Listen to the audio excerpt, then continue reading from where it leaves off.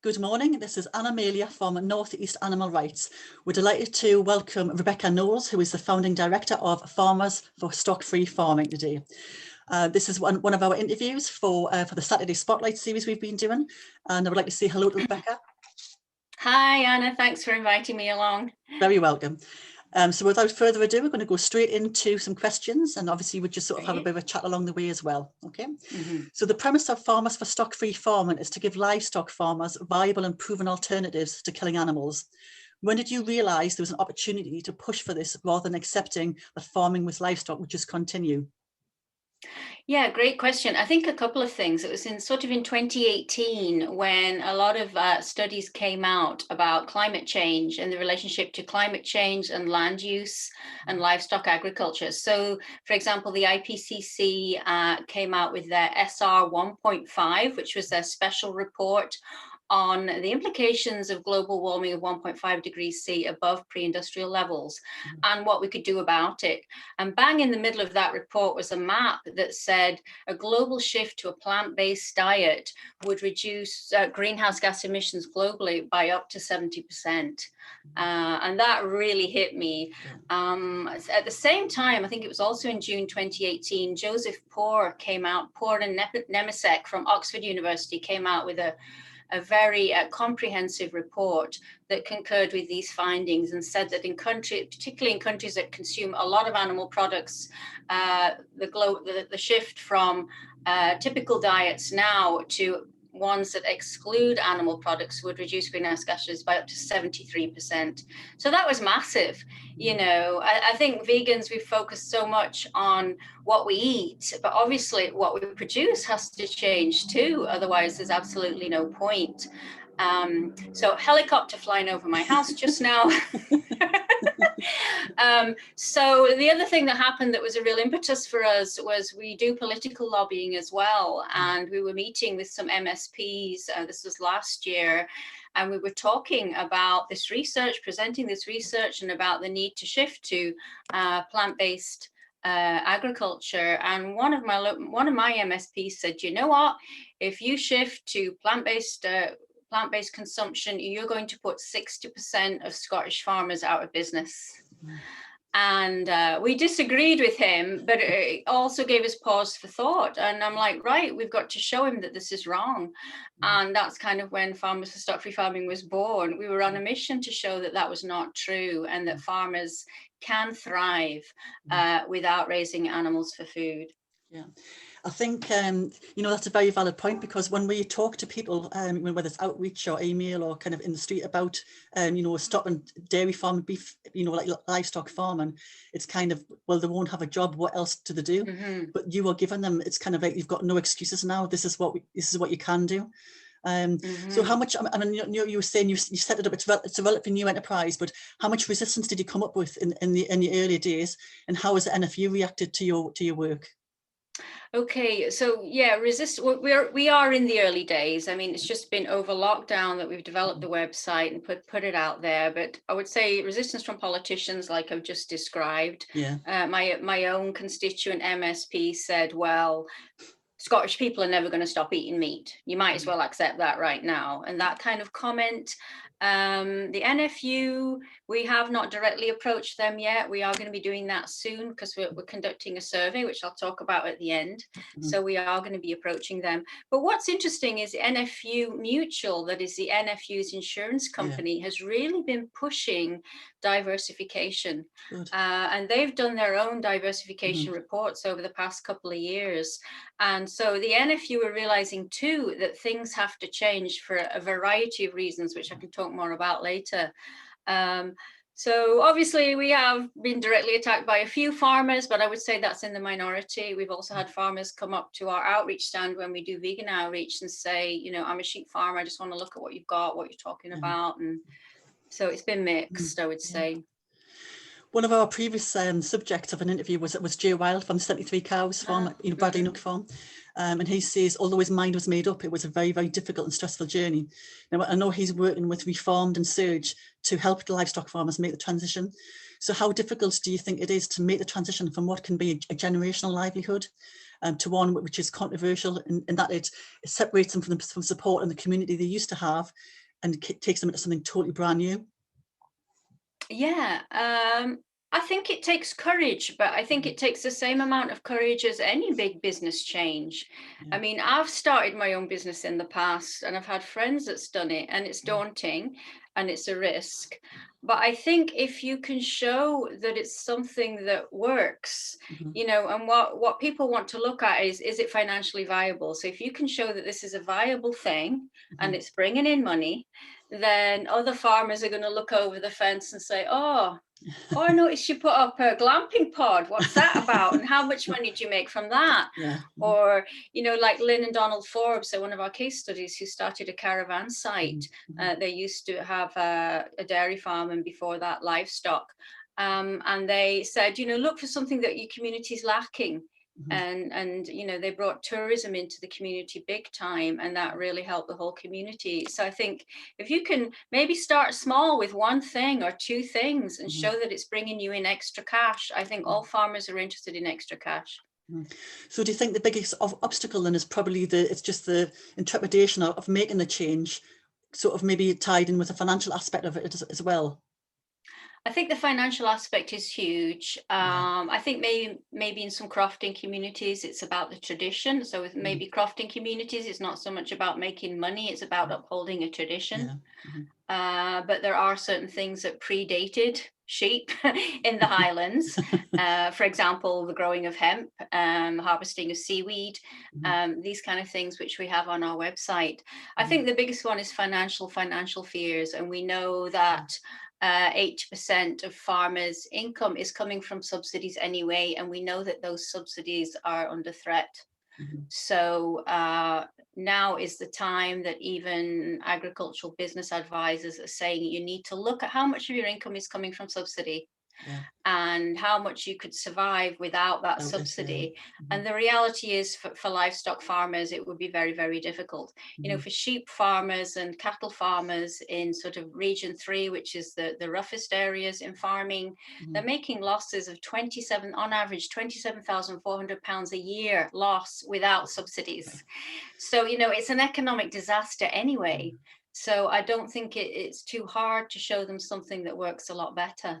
You know, and the farmers who are not reliant on subsidies are the farmers who are growing fruit and veg.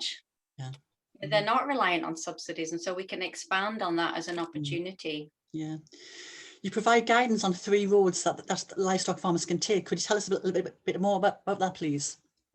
Yeah, 3 roads to stock-free farming. So the first one is growing crops for human consumption, if you can do that. Now, what we know in Scotland is only 9% of Scotland's agricultural land is arable land. Out of that 9%, that tiny little slice, half of that is being used to grow crops for livestock. So we're looking about 4.5% of our arable land. So we want to expand on that. And recently I've been invited into a project that the Rowett Institute is doing at looking at growing food on marginal land. So crops such as hemp, we know that grows on marginal land. That's the first one. The second one is ecosystem restoration, rewilding essentially. That 77% of Scotland's agricultural land is pasture. And so we're looking at in areas of rough grazing and permanent pasture, in other words, where it's just grazing sheep and cattle, not even looking at active tree planting, but just letting that rewild. Because what we know about our indigenous vegetation in Scotland is our climax vegetation, as they call it, is trees. So if you leave the land alone over a period of time, it will regenerate. It might be that you need to reseed certain areas that have been heavily grazed, but over time, if you just leave it alone, the trees will return. And so we're lobbying the Scottish government to fund farmers, to subsidize farmers just to leave that pasture land alone. And there was a great study that came out last year from Harvard University, Helen Harwood, on repurposing agricultural land. And it showed that if all the pasture land in Scotland, rough grazing and permanent pasture, so pasture of more than 5 years, was to be rewilded like that, it would offset an amazing 35.5 years of Scottish CO2 emissions. So, it's a no-brainer, really, Yeah, because it is. the Scottish government has very ambitious climate change goals, and that's one way we could meet it. Yeah. Um, I mean, the rewilding part sorry. is interesting because you're talking about obviously vegetation, but also it's the animals which kind of like can come back and live there as well. Oh, yeah. Because I'm a big sort of I kind of I look at the fact that if you haven't got the bigger animals there, the big predators, they are not going to be there to take the small animals, and the smaller animal, it just totally messes with the biodiversity of the areas. So that's something which, I mean, vegetation and the animals rewilding, I think is a really, really good way to go. Absolutely. I mean, when we stop farming, grazing animals outside, that's because that's a big argument why we can't reintroduce the Eurasian lynx, for example. Yeah. But when the farm animals go away, then we can absolutely reintroduce these big predators. When we rewild land or reforest, we are going to have to deer fence it in the beginning to keep the deer out. But as we introduce predators, we'll restore a natural balance. So it's super exciting, really. Yeah. You're right. It just sounds crazy that we're having deer culls, and there's absolutely no need for it, because it's because we've been messing around with their environment. Oh, absolutely. And then we fence in deer so that we can hunt them, and we farm them, and yeah. So that's an exciting possibility right there. Yeah. And the third, sorry, go ahead. No, I was going to say what the third reason. Yeah, and the third road, or what I could add to that, Anna, about growing crops for human consumption, is we do know that the UK has enough arable land to feed all of us. Yeah. The existing arable land, we can provide the protein, we can provide the nutrients. So we don't need all that pasture land, and that's why we can rewild it. And the third road is entering into diversification enterprises. So other enterprises that bring in farmers more money.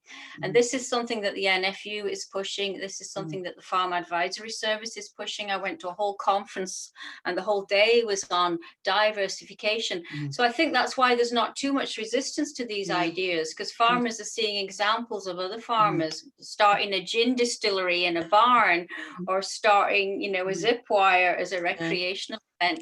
So they're getting used to this idea. Yeah.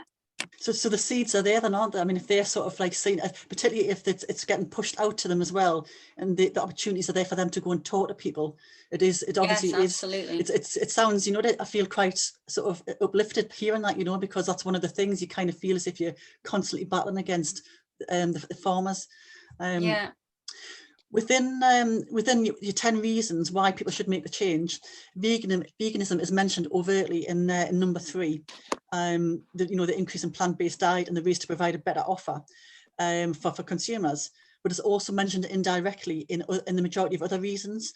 It's not kind of like number 1 go vegan, number 2 go vegan, but it's all kind of it's subtle. It's a bit more subtle than that, isn't it? Yeah. So are you finding that the vegan message or plant-based message, if it has to be that, is that more accepted in the farming industry now because of the obvious scientific evidence, or is it still a bit of a battle? Well, I think it is becoming more accepted. I really do. Definitely what's becoming accepted is the whole diversification thing and the whole transition thing.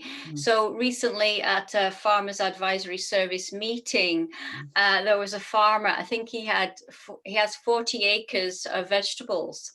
And he suddenly says, "I love vegans," So we've got an example there of somebody who's actually seen an opportunity. Yeah. So what I was going to talk about in a minute is what we're doing now. We're actually engaging in a survey of farmers to see what their uptake, their interest is in our 3 roads: growing crops for human consumption, rewilding, and entering into a diversification enterprise.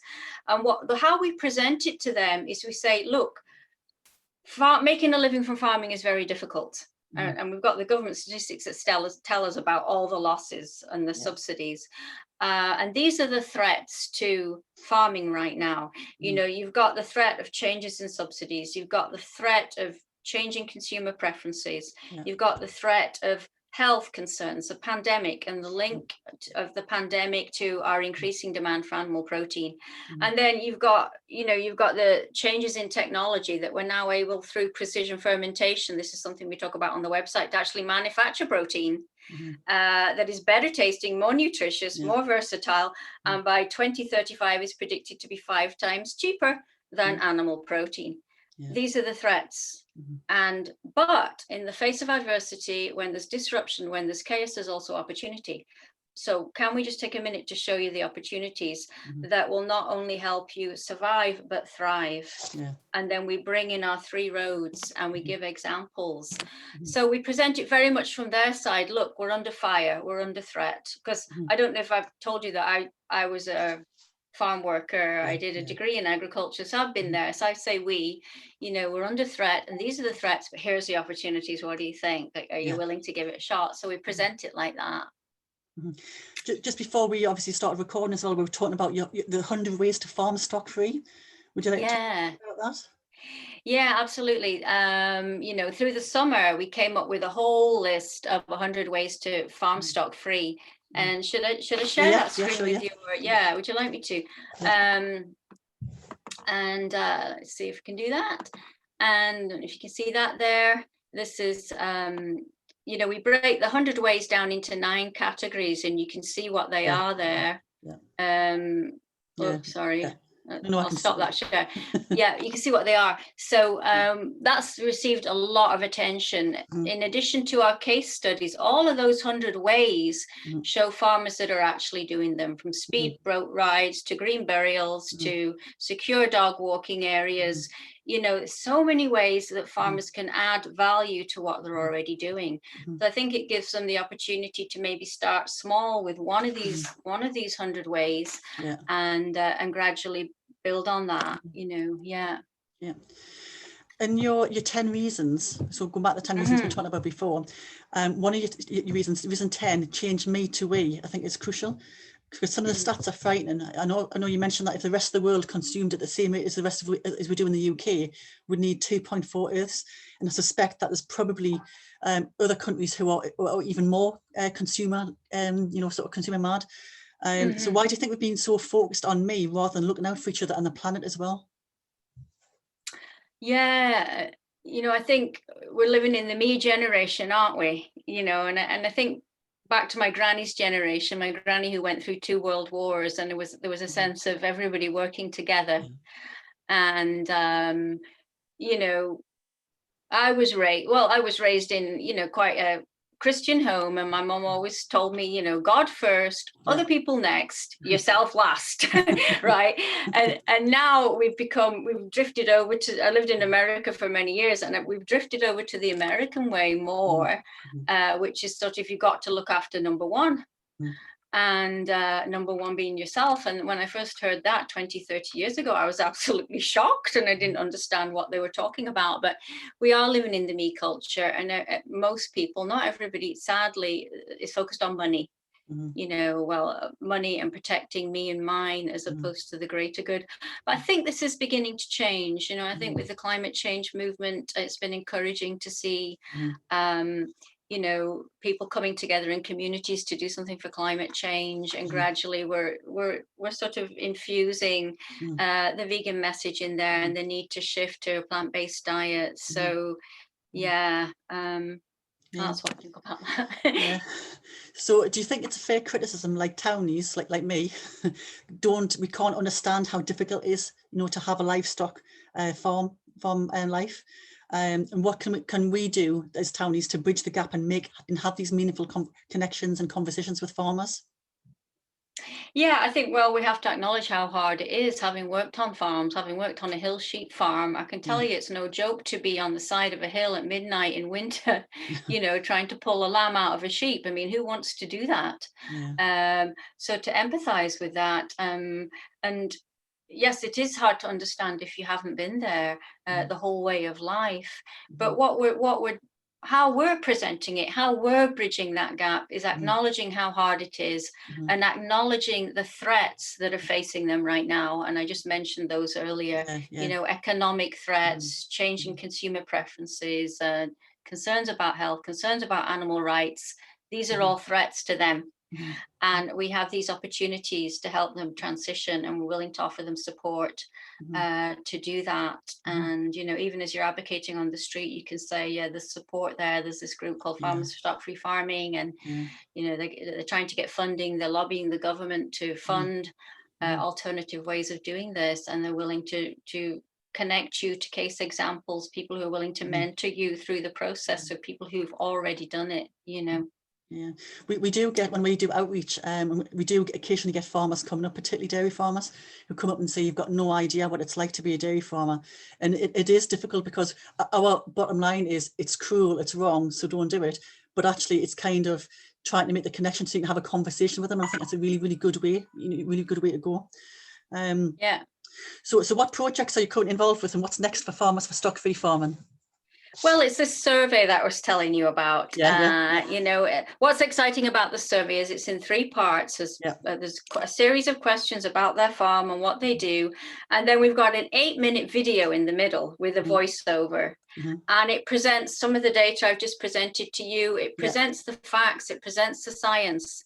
It says, these are the threats you're facing, and these are the opportunities we can share with you to help you thrive. So they watch this video, and then they take a post questionnaire about their views on it, and we're going to use that to measure their interest. And then we hope to present that to policymakers and say, look, you're making a huge assumption when you say that farmers don't want to change, because actually there's this willingness to change here.